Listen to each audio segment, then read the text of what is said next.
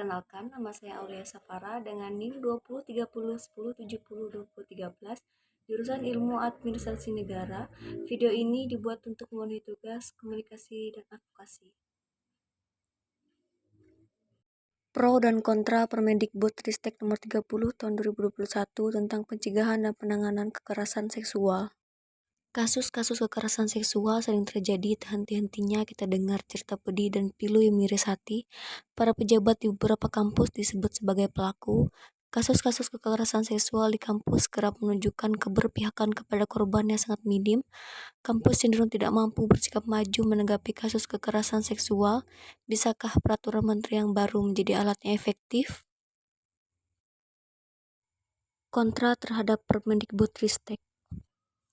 Sekjen IKADI Ikatan Dai Indonesia telah melakukan kajian bahwa Permendikbud nomor 30 ini dari pasal 1 ayat 1 ada masalah dari definisi yang dikeluarkan. Lalu pada pasal 3 terlihat ketika pencegahan atau penanganan ini terlihat mengabaikan norma agama. Padahal kita ini hidup di negara Pancasila dan sila pertamanya adalah ketuhanan yang Maha Esa. Oleh karena itu, IKADI menginginkan perlu dimasukkan dalam prinsip pencegahan norma agama. Yang ketiga, pasal 5 terlihat ada kesan menimbulkan legalisasi terhadap perbuatan asusila dan seks bebas berbasis persetujuan karena terlalu sering diksi ulang frasa tanpa persetujuan. Dan inilah yang kemudian menjadi masalah seakan-akan dari pasal tersebut bahwa kalau itu dia melakukan tanpa ada paksaan. Kemudian penyimpangan itu seakan-akan menjadi dibenarkan.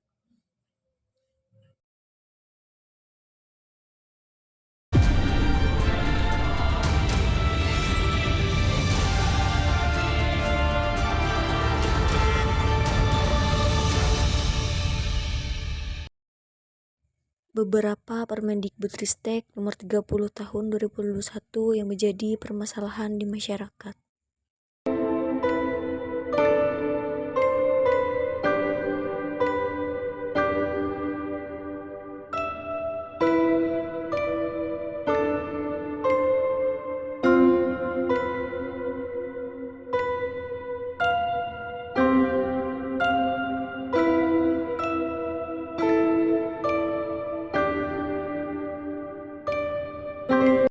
Sikap pro terhadap Permendikbudristek. Menteri Pendidikan Kebudayaan Riset dan Teknologi, Pak Nadiem Anwar Makarim memberikan tanggapan bahwa Permendikbud nomor 30 tujuan utamanya adalah untuk memastikan hak warga negara atas pendidikan dan dapat tetap terjaga. Karenanya ia memfokuskan utama Permen PPKS tersebut bertujuan untuk mencegah dan penanganan kekerasan di kampus. Tanggapan lain muncul dari Kongres Ulama Perempuan Indonesia, menginginkan bahwa peraturan ini untuk melindungi semua, karena untuk melindungi semua itu apa-apa yang di dalamnya tidak boleh ada yang multitafsir, karena itu harus didialogkan secara bersama. Di dalam hal multitafsir itu mungkin mengandung kata-kata mengarah kepada perzinahan itu. Padahal zina dan kekerasan seksual itu adalah perbuatan yang berbeda kalau dalam literatur fikih. Zina itu harus ada pembuktian yang rinci, sementara kekerasan seksual itu untuk melindungi kelompok-kelompok rentan seperti kelompok disabilitas, orang tua, anak-anak di bawah umur, dan wanita. Karena itu, ia membutuhkan regulasi.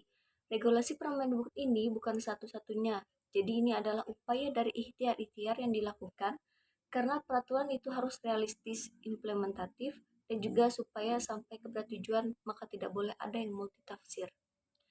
Sehingga dalam hal ini kita perlu mengajak pihak-pihak tertentu untuk berdialog, harus konsen bahwa apa yang sudah dilarang oleh agama tidak akan dihalalkan hanya dengan peraturan Permendikbud ini.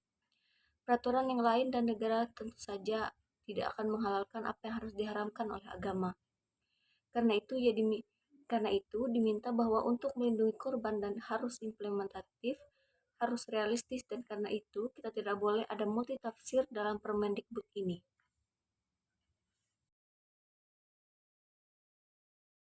Dalam kurun waktu 15 hari sejak tanggal 1 hingga 15 April 2021, ada 15 kasus yang terjadi di wilayah kampus. Semua korban yang bercerita berstatus sebagai mahasiswa UMN saat mengalami kekerasan. Korban datang dari berbagai jurusan, angkatan, dan gender. Bentuk kekerasan yang dialami para korban pun beragam, mulai dari ucapan bernuansa seksual yang dilontarkan secara langsung atau lewat chat, intimidasi seksual direkam saat berada di toilet, sentuhan pada bagian tubuh tertentu, hingga dipaksa berhubungan seksual. Dari 15 kasus yang tertampung, 4 diantaranya dilakukan oleh dosen kepada mahasiswa. Ketika ditanya mengenai keinginan untuk melaporkan kekerasan yang dialami ke kampus, sebagian korban yang diwawancarai sempat berpikir untuk melapor, tetapi mengurungkan niat mereka karena kampus seringkali tidak proaktif dan justru mempersempit ruang aman bagi penyintas. Kebanyakan hanya menunggu laporan dari penyintas serta tidak menciptakan nuansa dan lingkungan yang aman dan nyaman bagi penyintas untuk bercerita.